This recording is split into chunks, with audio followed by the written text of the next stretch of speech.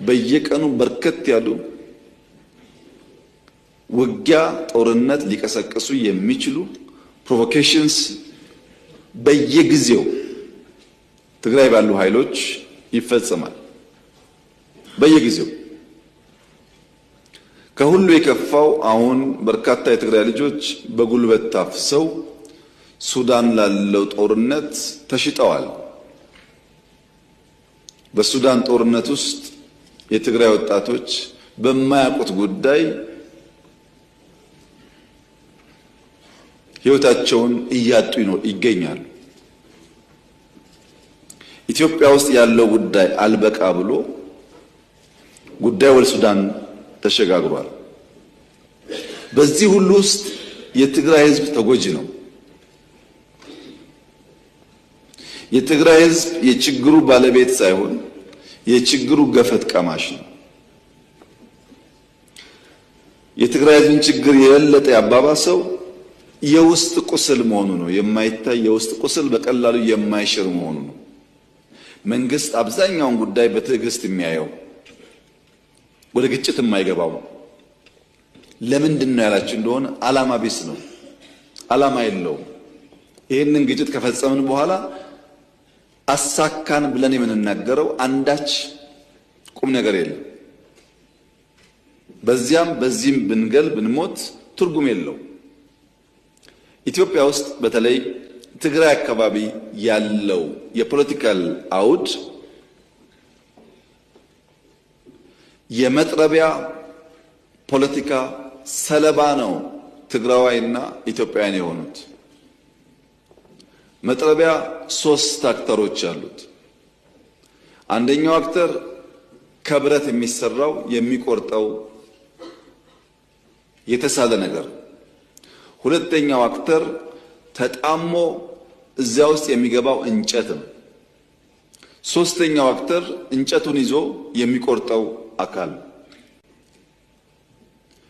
የመጀመሪያው ብረቱ የተሳለው መጥረቢያ ምንም ዓላማ የለውም።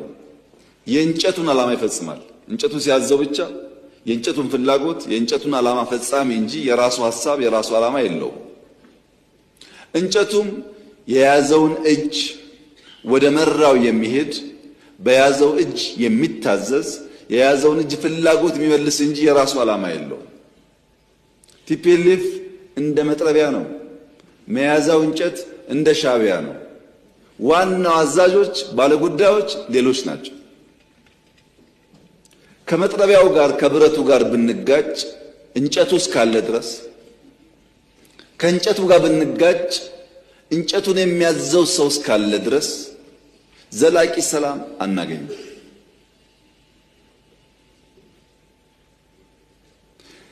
ይልቁንስ ለመጥረቢያውና ለእንጨቱ ያለኝ ምክር የኢትዮጵያ ሰላምና እድገት ይበልጥ ተጠቃሚ ያደርጋችኋል፣ የሚልካችሁ አካል መጠቀም ያደርጓችኋል እንጂ ምንም ፋይዳ የለው የሚል ሲሆን፣ በእኛ በኩል ግን ዝግጅቱ ኢትዮጵያ የሰላሟ መደፍረስ ምንጭ የት እንደሆነ ስለምናቅ ከምንጩ የሚነሳውን ማንኛውም ትንኮሳ ለመከላከል የሚያስችል ቁመና በመፍጠር ላይ የምንገኝ መሆኑን ለተከበረው ምክር ቤት መግለጥ እፈልጋለሁ። የኢትዮጵያን አንድነት የኢትዮጵያን ሉዓላዊነት አደጋ ውስጥ ሊያስገባ የሚችል ማንኛውም ነገር ከመጣ ለመከላከል የሚያስችል ቁመና እንዳለን ላረጋግጥላችሁ እፈልጋለሁ። መጥረቢያውና መያዣውን እጅ ግን እንጨት ግን በተቻለ መጠን መታገስ፣ በተቻለ መጠን ማስተማር፣ በተቻለ መጠን መመለስ ያስፈልጋል። ጉዳቱ የጋራ ስለሚሆን የሽግግር ፍትህ ደግሞ እናረጋግጥ። ለምን ኢትዮጵያ ሰላም ሆና ጸንታ እንድትኖር። የለም ብሎ አራተኛ ደግሞ የታጠቁ ኃይሎች አሉ። እነሱስ በዲዲአር ከሌላ ሀብታችን ሀብት አፍስሰን ስራ ፈጥረን ወደ ሰላማዊ ህይወት እናስገባቸው። ሁሉም በርክፍት ነው። ወያያለው ላለውም ከመንግስት ጋር ችግር የለም፣ እኛ ዝግጁ ነን።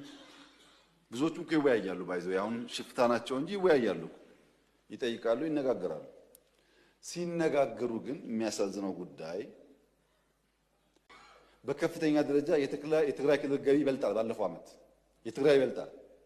ከጅጅጋ ገቢ መቀሌ 6-7 እጥፍ ይበልጣል ገቢው።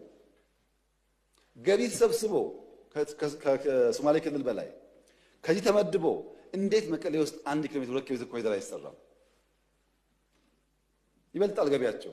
በፋክት ያለው እናንተ ማየት ትችላላችሁ። ወደ ልማት ካልተኬደ ሁልጊዜ ውጊያና ግጭት ጠቃሚ አይደለም።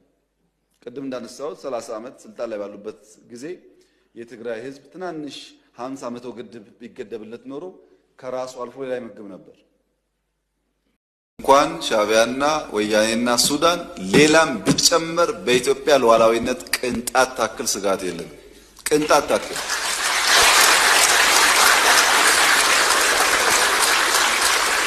ያን ለመከላከል የሚያስችል ብቃት እየገነባን ያለነው። ጊዜው ሲደርስ እንዳስፈላጊነቱ እንገልጻለን። እኛ ስጋት የለብንም።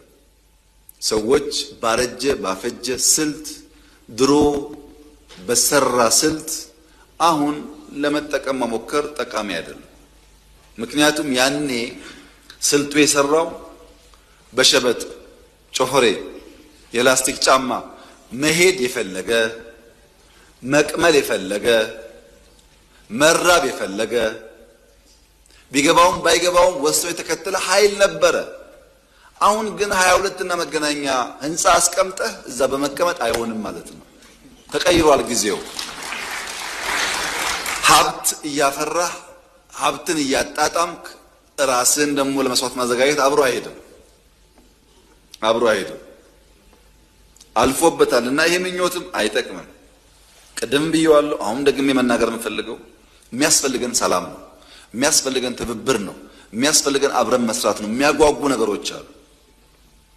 ትግራይ ጦርነት እንዲፈጠር ሰፊ ፍላጎት አለ። እምቢ ያልንበት ምክንያት ትርፍ የለውም ብለን አሁንም ለሰላም በራችን ክፍት ነው። ለንግግር በራችን ክፍት ነው። መወያየት የምንፈልገው ሰላም ማምጣት የምንፈልገው በእኛ በኩል ትተን ተጎርተን ለትግራይ ሰላም ከመጣ ፍላጎታችን እሱ ነው። ግን አንድ ነገር ማወቅ አለባችሁ። የዛሬ 20-30 ዓመት አሁን ያለው መንግስት አሁን እዚህ ፊት ለፊት የምታዩቸው ሰዎች ከወረዱ በኋላ ተመልሰው መጥተው ኢትዮጵያን እንምራ ካሉ ኢትዮጵያ ሞታለች ማለት ነው። እውነቴን እነግራችሁ፣ ኢትዮጵያ ለዘመኑ ለሲዝን የሚመጥን መሪ መፍጠር ካልቻለች ሰዎች እየወጡ የሚመላለሱባት ከሆነ ኮሌክቲቭሊ ሞታለች ማለት ነው።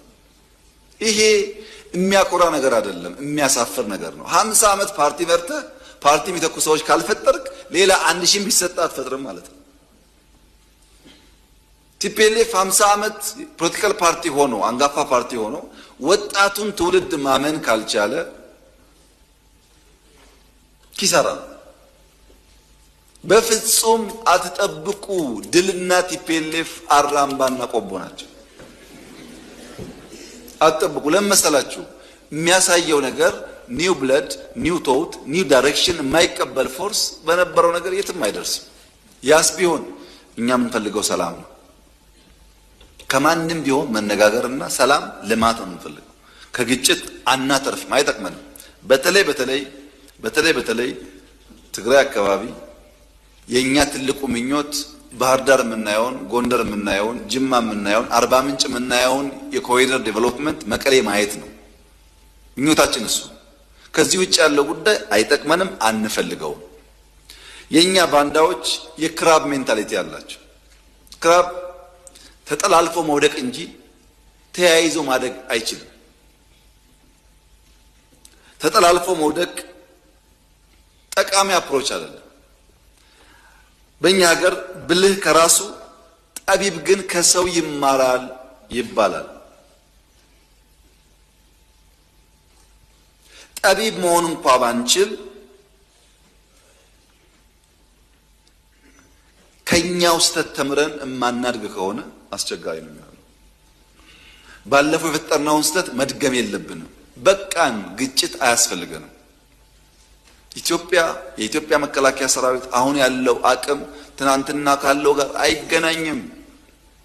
ግጭት ካለ ኪሳራው ጥፋቱ ብዙ ነው እና እባካችሁን በየትኛውም ቦታ ያላችሁ ሊቀመንበር ካልሆናችሁ ዓለም የለ ይመስላችሁ።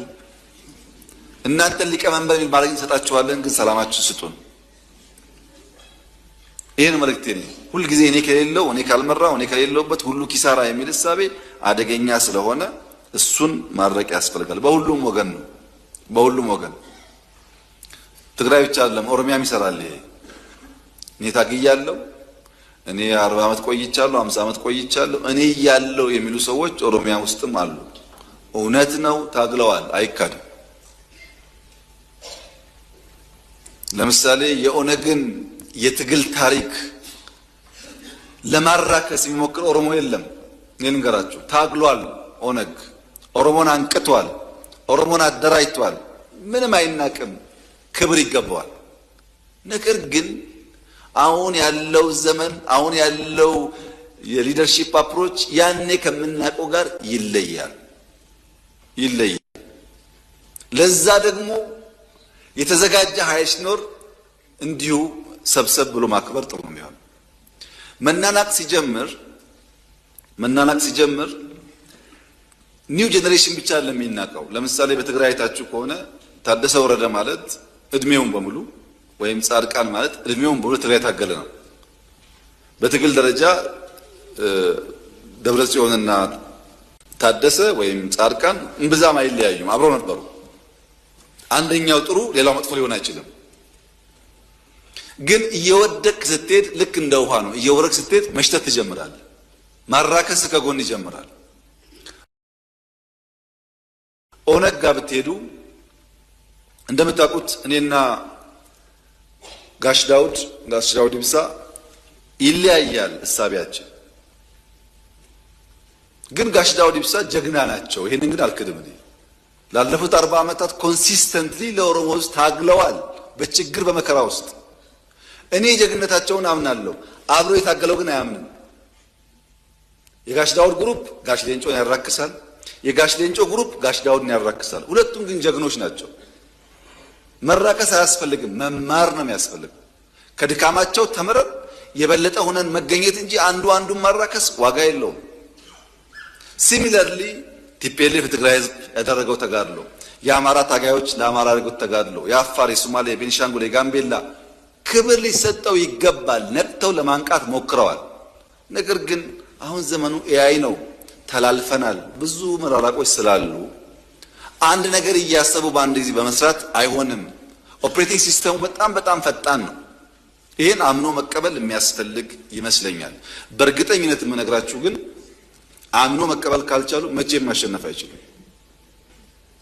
መቼም ቲፒኤልኤፍ ምን ጥንካሬ ያለው በደንብ ትምህርት ተወስዶበታል፣ ጠቃሚ ስለሆነ። ኦነግ ምን ጥንካሬ ያለው ትምህርት ተወስዶበታል። ምን ስንፍናና ድካም አላቸው፣ ትምህርት ተወስዶበታል። እነሱም በተረጋጋ መንፈስ ያንን መማር ያስፈልጋቸዋል። ተከብረው ጥሩ ወላጅ ጥሩ ሽማግሌ የሆኑ መኖር ስለሚቻል ማለት ነው። አሁን በስተርጅና ብዙ አስፈላጊ አይደለም። የኢትዮጵያ ፖለቲካ ከእንግዲህ በኋላ አዛውንቶችን ለምክር እንጂ ለፖሊሲ መንጨት አትፈልግም። እውነቴን ነው፣ ምክር ብቻ ነው። ምክንያቱም ዓለም ተገለባብጣለች እና አሁን ያለችውን ዓለም እናንተ ለመገንዘብ በጣም ከባድ ስለሆነ አልፎ ምክር ሲያስፈልግ ከሁሉም ሽማግሌ አንደኛ በ2 ወር እንቆጣጠራለን ብላችሁ ገብታችሁ የተባለው ምን እንቆጣጠራለን? እኛ እኮ ክልሉን በህጋዊ መንገድ በምርጫ ያሸነፍንበት ክልል ነው። ምንድነው እንቆጣጠረው? ከማን ነው እንቆጣጠረው? በአንጻሩ ያልተሳካው በ2 ሳምንት ይሄን አረፋ መንግስት አባረሬ 4 ኪሎ የአባቶቼን ርስት ወርሳለሁ ያለው አልተሳካለትም። አማራ ክልል ክልላችን ነው። አማራ ህዝባችን ነው። ምንም እንቆጣጠረው የለም። አብረን ነው ይኖርነው፣ አብረን የታገልነው፣ አብረን እንኖራለን። እንደዚህ አይነት 2 ወር 3 ወር የሚባል እቅድ ከኛ ሳይሆን እኛን በቀላሉ ገፍትረው ካሰቡ ሰዎች ዘንዳ የነበረ ነው። ቦታውን አሳስተው ከሆነ አድራሻውን ብቻ እንዲያስተካክሉ ለማለት ነው። አማራ ክልል ላይ እኛ ልማት ነው እያመጣን ያለ ነው። ልማቱን እንደ ልባችን እንዳንሰራ ያደናቀፉን ሰዎች ግን አሉ። ጎርጎራን በወታደር ጠብቀን ሰርተን አሁን ፒያሳ የምናድሰው ከኳሪ ሲሚንቶ ለማምጣት በወታደር ጠብቀን ከየትኛው ሀገር ወራይ ነው የምንጠብቀው? ጎንደር እንዳይለማ፣ ባህር ዳር እንዳይለማ፣ ወሎ እንዳይለማ የሚያደርገው የዛው ሰፈር ሰው ነው። ይሄ ቢቀር ጠቃሚ ስለሚሆን በዚያ ብንተባበርና አብረን ብንሰራ ጥሩ ይመስለኛል። እኛ የምንፈልገው እሱን ነው። አማራ ካለማ አማራ ካልተቀየረ ኢትዮጵያ አይቀየርም። እኛ ሞኞች አይደለንም። የአማራን በኢትዮጵያ ብልጽግና ውስጥ ያለው ሚና አቅለን የምናይ ሰዎች አይደለንም። አማራ ካልተቀየረ ኢትዮጵያ አይቀየርም። አማራ እንዲቀየር አግዙን፣ ተጋግዘን እንስራ። እኛ እየሞከርን ነው። መንገድ እያረስን ነው። እርሻ እያስፋፋን ነው። እየሞከርን ነው። የሚያደናቅፉን ሰዎች ጊዜውን የልማቱን እንዳያራዝሙብን ግን ብንተጋገዝ አይሻልም ወይ? እንኳን ሻዕቢያና ወያኔና ሱዳን ሌላም ቢጨመር በኢትዮጵያ ሉዓላዊነት ቅንጣት ታክል ስጋት የለም። ቅንጣት ታክል።